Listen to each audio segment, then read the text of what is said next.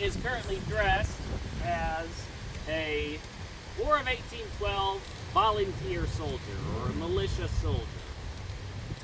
Now, the militia comprised the majority of the American troops that fought in the War of 1812.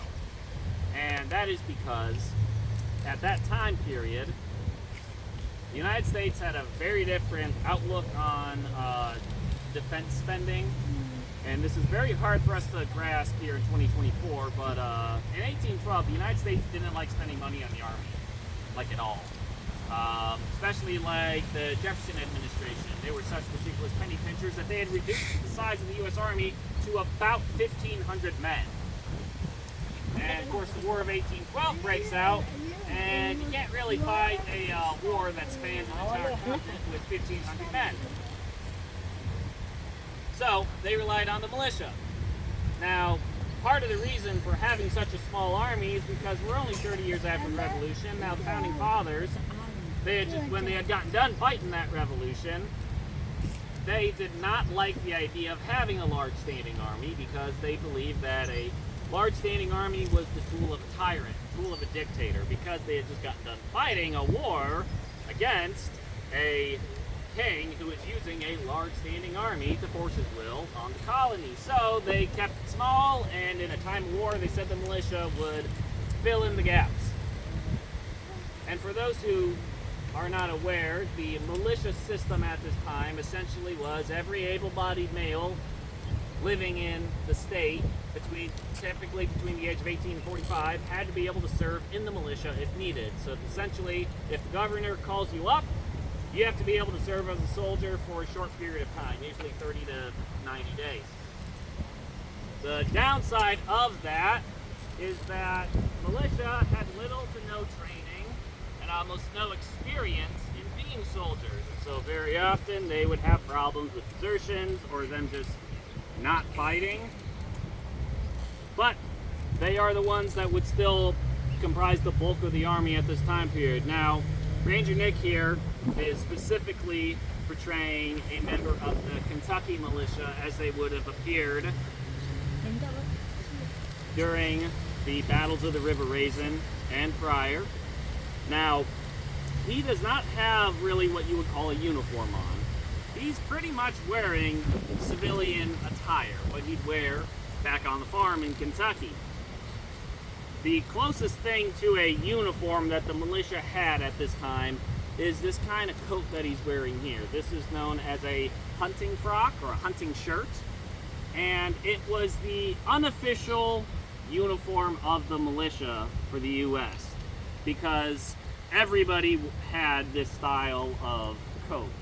It was what you would wear if you were out hunting or if you were mucking out stables on the farm. It's essentially the early 19th century equivalent of a Carhartt jacket. Everybody had them, and it's what you wore when you showed up for militia duty, so it became synonymous with the American militiaman, you know, the Minuteman, and those World War II Bond posters showing him wearing it, and Fez Parker portraying Davy Crockett wearing one made out of buckskin in the 1950s. Now, on his head, he has on a regular civilian style round hat, or what we would call a top hat today. However, he's dressed it up a little bit to make it a little more military looking. And so he has added a crest of bear fur along the top and a buck's tail in the side. Now, a bucktail in the hat actually comes from the Revolutionary War, where rifle units, so soldiers armed with accurate rifles, would have a bucktail in their hat to signify that they were a specialty troop. Now, besides that, he does have some things that allow him to be a soldier. If you want to go ahead and turn around for me. So most notably, what he's got right here, this is his cartridge box. So this is a leather box with a wooden insert, and it is where he would keep his cartridges, which we'll talk about in just a second. You want to spin a little more. On this side, he has his shoulder strap and his bayonet carriage. And this is where he carries his bayonet, which is a large pokey thing that goes onto the end of his musket. And then he has a linen haversack, or bread bag as it was called. This is essentially his lunchbox. This is where he's going to keep all of his food. But let's get to the real meat and potatoes of it. What is he carrying? Well, what our militiaman has in his hands right now is a 75 caliber smoothbore flintlock. Specifically, this style is known as the Brown Bess. Now, the Brown Bess was actually a British pattern musket. And you may be wondering, well, if this is an American soldier, what is he doing carrying a British musket? Well, the reason is, at the end of the Revolutionary War, when the British Army, at least most of the British Army, pulled out of the new United States, they left a lot of muskets laying around, especially ones that had been surrendered. Now, if you were a regular Army soldier in the War of 1812, you would probably have a new, snazzy, model 1795 U.S. Springfield musket coming out of the Springfield Arsenal. But if you were a state troop, you are getting whatever Uncle Sam decides to shovel off to the state arsenals. And so many American soldiers went into war carrying 20, 30, 40-year-old Brown Bess muskets.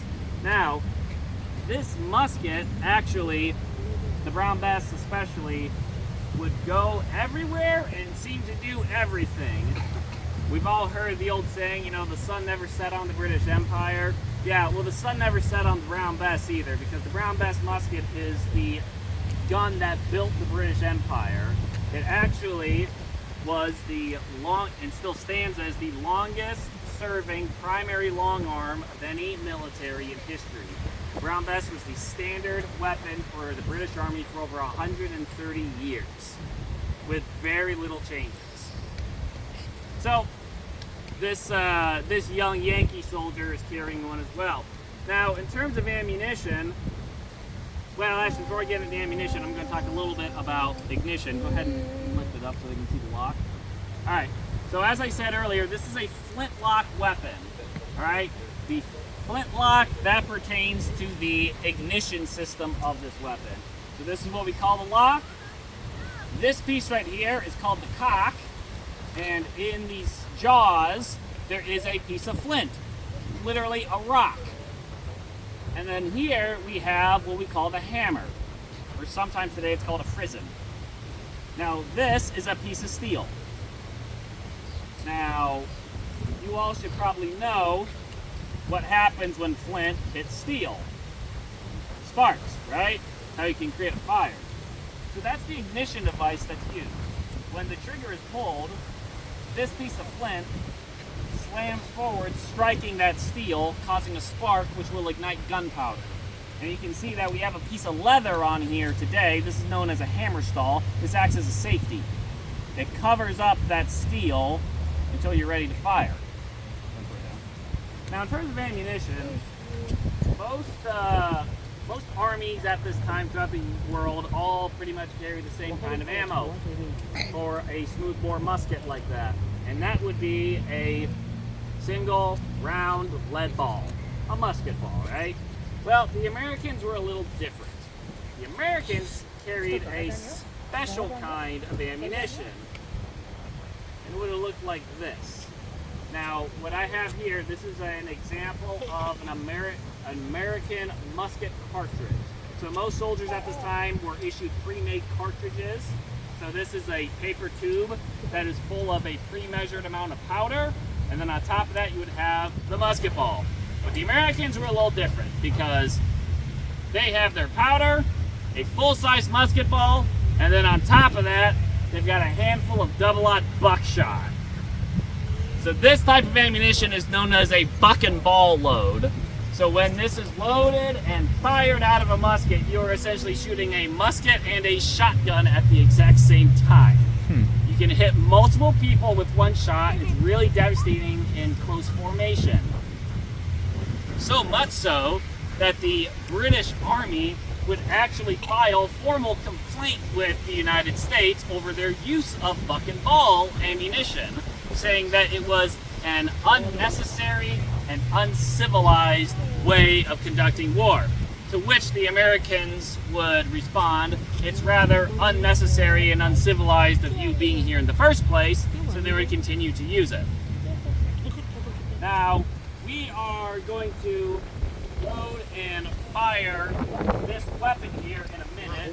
Before we do, we have Ranger Nick is going to put in some hearing protection.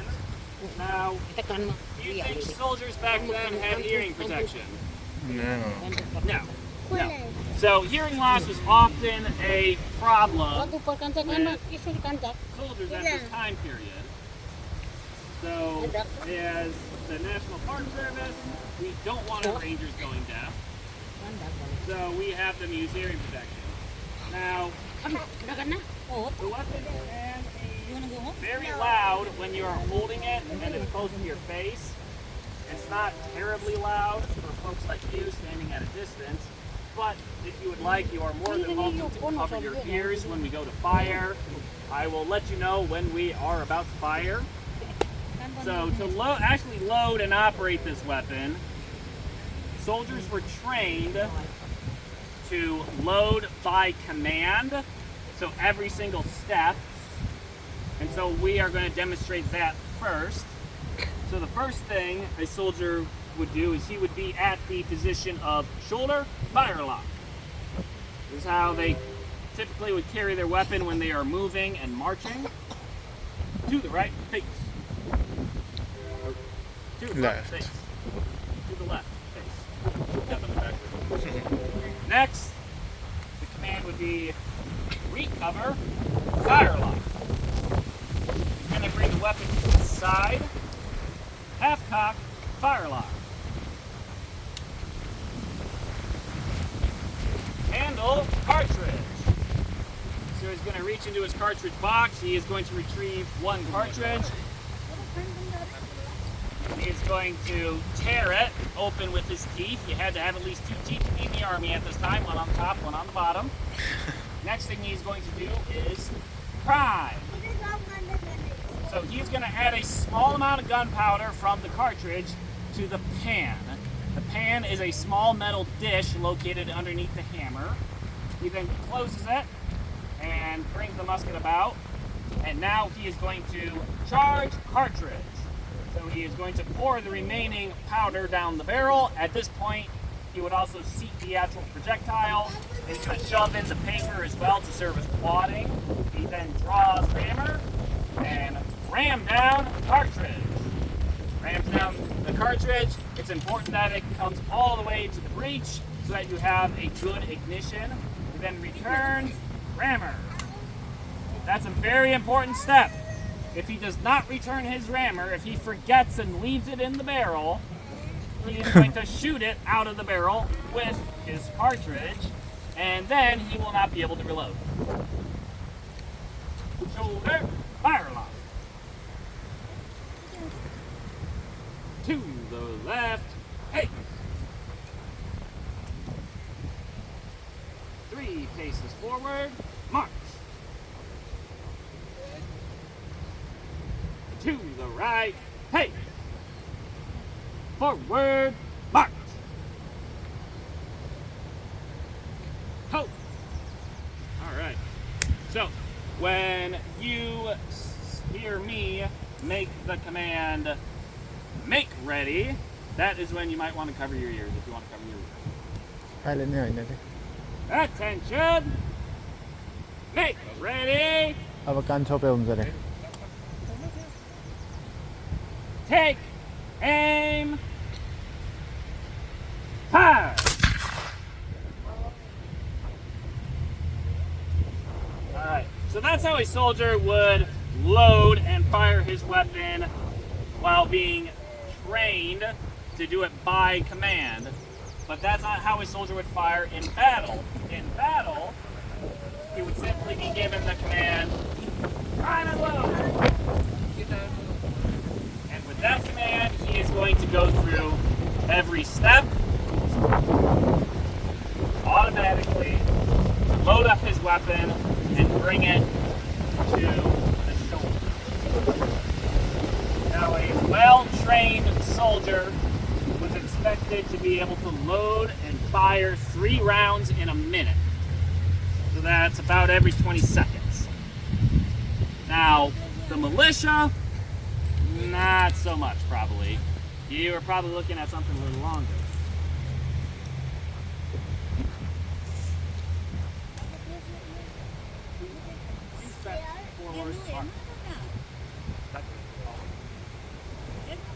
Make, ready, take, aim, fire!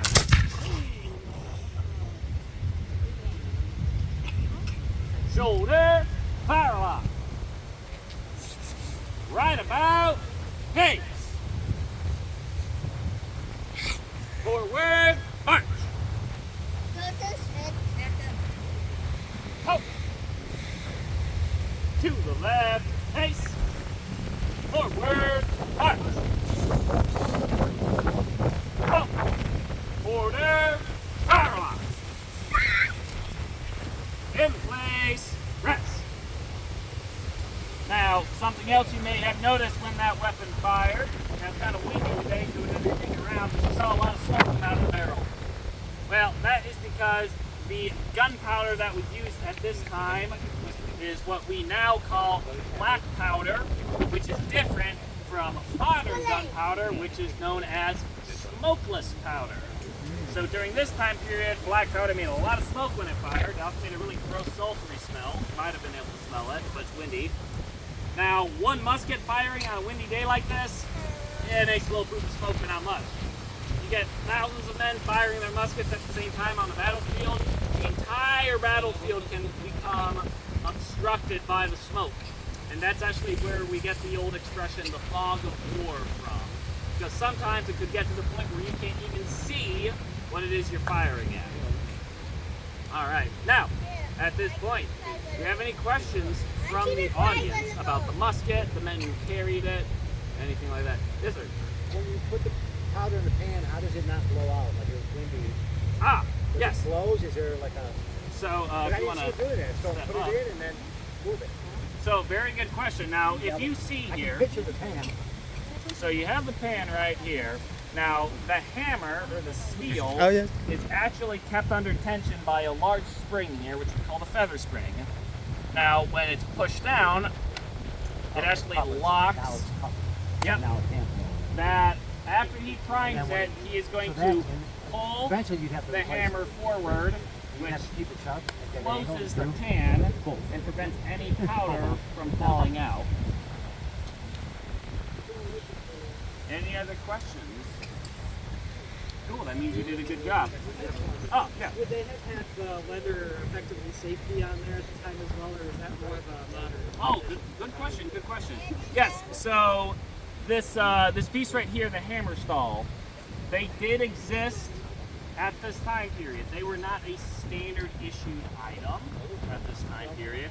There's very spotty evidence of them being issued, but they did exist. And so for the National Park Service, we do make sure that all weapons have a hammer stall on when being used.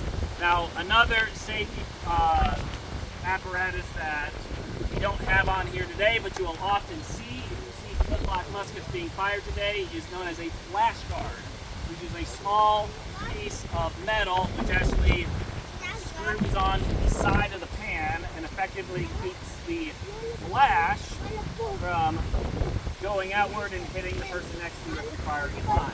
Since we are not firing in line, we don't need to have one on. But very good question.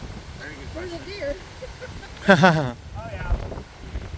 Every now and then we'll kind of wake them up when we do this. Well, if you folks have any other questions or you're still interested, we will be back inside. We have a large contact station table set up with some different equipment, uniform items from the War of 1812, what a soldier would carry. You're welcome to go check them out. Talk to us there. Thanks for coming out today. Thank you.